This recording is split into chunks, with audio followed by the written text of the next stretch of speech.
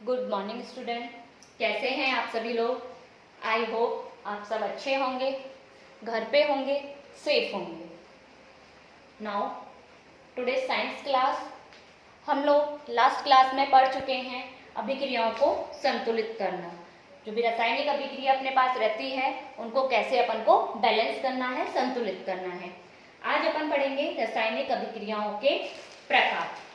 हमने पहले पढ़ा था रासायनिक क्रिया के समय किसी एक तत्व का परमाणु दूसरे तत्व के परमाणु में नहीं बदलता है।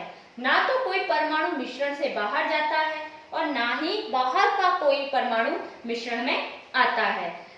अगर अपन इसे दूसरे शब्दों में कहें, किसी रासायनिक अभिक्रिया में परमाणुओं के आपस के जो बॉन्ड रहते हैं उनके टूटने से या जुड़ने से क्या होता है, हमारे पास नया पदार्थ बनता है। उसी पर आप बेस्ड है अपनी अभिक्रियाएं हैं। अभिक्रियाएं बोर्ड पे लिखी गई हैं आपकी। पहली संयोजन अभिक्रिया, वियोजन अभिक्रिया, विस्थापन अभिक्रिया, द्विविस्थापन अभिक्रिया, उपचयन व अपचयन अभिक्रियाएं। ये 5 अभिक्रियाएं हैं।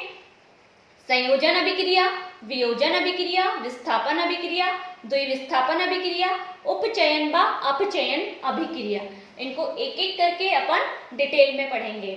सबसे पहले आपकी आती है संयोजन अभिक्रिया।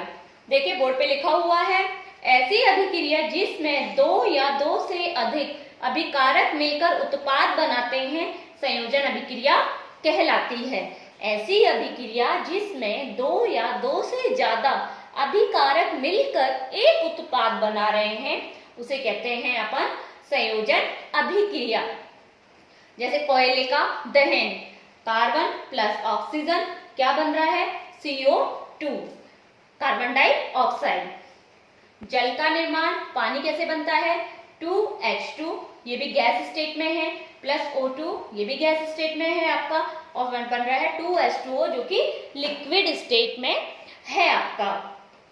अपन ये मैंने भौतिक अवस्थाएं बताई थी आपकी, solid, liquid and gas state बताई थी।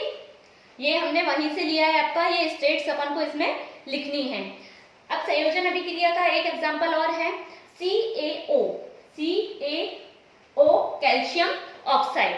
कैल्शियम ऑक्साइड जब पानी के साथ अभिक्रिया करता है, बहुत जल्दी से करता है, पानी के साथ जब अभिक्रिया करता है तो ये बनाता है CaOH का होल ट्वाइस प्लस ऊष्मा, बहुत ज्यादा मात्रा में इसमें ऊष्मा निकलती है। CaO को अपन बिना बुझा हुआ चूना भी कहते हैं। बिना बुझा हुआ चूना प्लस H2O, मतलब पानी मिलाया जाता है, एक बर्तन में लेते हैं हम इसे CaO बिना बुझे हुए चूने को, और पानी के साथ जब इसको मिलाया जाता है तो ये जल्दी से रिएक्शन करता है, और रिएक्शन करने के साथ में हमें देता है CaOH का होल ट्वाइस, जिसे कि अपन बोलते हैं कैल्शियम ऑक्साइड। और कैल्शियम ऑक्साइड के साथ में हमारे बहुत ज्यादा मात्रा में ऊष्मा निकलती है।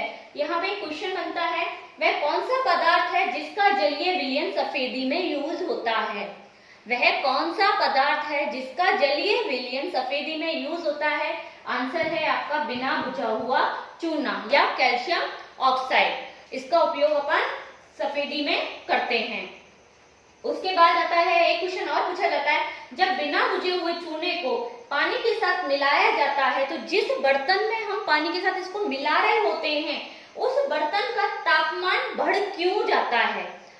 क्यों बढ़ जाता है? क्योंकि इस अभिक्रिया में बहुत ज्यादा मात्रा में ऊष्मा निकलती है और उस ऊष्मा के कारण इसका तापमान बढ़ जाता है।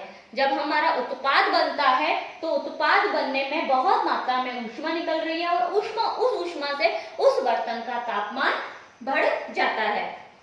अब एक क्वेश्चन और भी बनता है कि जब सफेदी करते हैं तो 2-3 दिन बाद दीवारों पे चमक आ जाती है अपने पे, वो क्यों आ जाती है? अब इसका आंसर है कि जब अपन है ना चूने का जो विलयन लेते हैं उसका उपयोग क्या करते हैं, सफेदी बनाने में करते हैं। अपन सफेदी करने के लिए करते हैं तो कैल्शियम हाइड्रोक्साइड वायु की उपस्थिति में कार्बन डाइऑक्साइड के साथ धीमी गति से अभिक्रिया करता है, बहुत स्लोली अभिक्रिया करता है, धीरे धीरे अभिक्रिया करता है। तो दीवारों पे कैल्शियम कार्बोनेट की क्या हो जाती है, एक लेयर बन जाती है, एक परत बन जाती है। सफेदी करने के 2-3 दिन बाद कैल्शियम कार्बोनेट बन जाता है। सफेदी करने के 2-3 दिन बाद कैल्शियम कार्बोनेट बन जाता है, और जो वो कैल्शियम कार्बोनेट बनता है है उसी से दीवारों पर चमक आती है, और वो ही आपका एक पत्थर का भी रासायनिक सूत्र है। संगमरमर जानते हैं ना, संगमरमर का रासायनिक सूत्र भी CaCO3 ही है। जब CaOH के होल ट्वाइस की अभिक्रिया कार्बन डाइऑक्साइड के साथ करवाई जाती है तो ये बनता है कैल्शियम कार्बोनेट, ठीक है, जो कि आपके संगमरमर के पत्थर का भी रासायनिक सूत्र है। अब उसके बाद आती है आपकी ऊष्माक्षेपी रासायनिक अभिक्रियाएं। क्या होती है ऊष्माक्षेपी रासायनिक अभिक्रियाएं? वो रासायनिक अभिक्रियाएं जिसमें उत्पाद के निर्माण के साथ साथ ऊष्मा भी उत्पन्न होती है, उन्हें ऊष्माक्षेपी रासायनिक अभिक्रियाएं कहते हैं। या अपन कह सकते हैं कि ऊर्जा का ऊष्मा के रूप में बाहर निकलना ही ऊष्माक्षेपी रासायनिक अभिक्रिया कहलाता है। जैसे सबसे पहला प्राकृतिक गैस का दहन, CH4 ये गैस स्टेट में है, प्लस 2O2 ये भी आपका गैस स्टेट में है।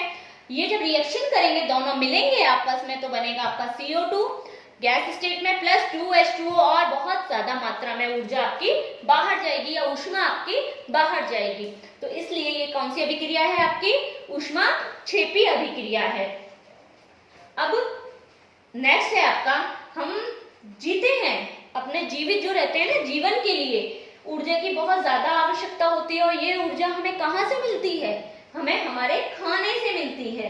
जब हम खाना खाते हैं उसके बाद में क्या होता है, हमारा पाचन होता है, और पाचन के समय जो हमारे खाद्य पदार्थ होते हैं वो क्या हो जाते हैं, छोटे छोटे टुकड़ों में टूट जाते हैं। इन कार्बोहाइड्रेट जो रहते हैं ना, जो कार्बोहाइड्रेट रहते हैं, वो कार्बोहाइड्रेट के छोटे छोटे टुकड़ों में टूटने से हमें क्या मिलता है? ग्लूकोज मिलता है, और यह ग्लूकोज हमारे शरीर की कोशिकाओं में उपस्थित ऑक्सीजन से मिलकर हमें क्या देता है? ऊर्जा देता है, एनर्जी देता है। जैसे अभी ये देखिए रिएक्शन दिया हुआ है, C6H12O6 plus 6O2 6CO2 plus 6H2O plus ऊर्जा। इस अभिक्रिया को हम श्वसन अभिक्रिया भी कहते हैं। कौन सी अभिक्रिया कहते हैं? श्वसन अभिक्रिया। श्वसन अभिक्रिया किसे कहते हैं? C6H12O6 plus 6O2 it gives 6CO2 plus 6H2O plus ऊर्जा। यह अभिक्रिया हमारी श्वसन अभिक्रिया मिलती है। उस अभिक्रिया से, जिस अभिक्रिया से हमें ऊर्जा मिल रही है, हमें एनर्जी मिल रही है, उस अभिक्रिया को हम श्वसन अभिक्रिया भी कहते हैं। शाक सब्जी, जो हमारी सब्जियां रहती है ना, ये क्या होती है? कंपोस्ट हो जाती है, डिकम्पोज हो जाती हैं। डिकम्पोज होकर क्या बना देती हैं? कंपोस्ट बनाती है ना, तो उससे क्या होता है? बहुत मात्रा में क्या निकल रही होती है? ऊष्मा निकल रही होती है, और इसी कारण उसको भी क्या कहते हैं अपन? ऊष्माक्षेपी रासायनिक अभिक्रिया। ठीक है, नेक्स्ट वीडियो में आपको वियोजन अभिक्रियाएं समझाएंगे। ठीक है।